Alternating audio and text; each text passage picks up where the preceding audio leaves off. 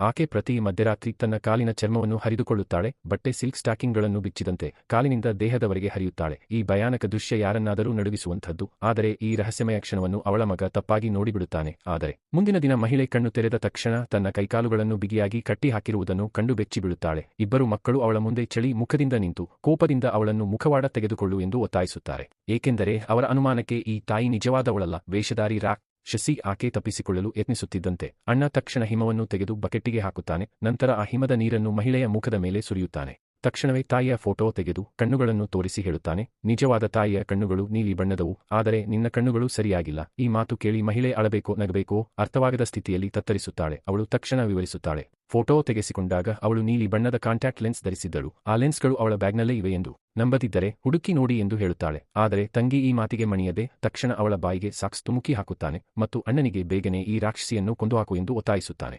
ಅಣ್ಣನಿಗೂ ಮಾತು ಸರಿಯೆಂದು ಭಾಸವಾಗಿ ತಕ್ಷಣ ಟೇಪ್ ಹಿಡಿದು ಅವಳ ಬಾಯಿಗೆ ಅಂಟಿಸುತ್ತಾನೆ. ಆದರೆ ಅವನು ಕೈ ಎತ್ತುವ ಮುನ್ನವೇ ಟಕ್ ಟಕ್ ಟಕ್ ಪೊಲೀಸರು ಅವರ ಬಾಗಿಲಿಗೆ ಬಂದು ಬಡಿದಾಡುತ್ತಾರೆ.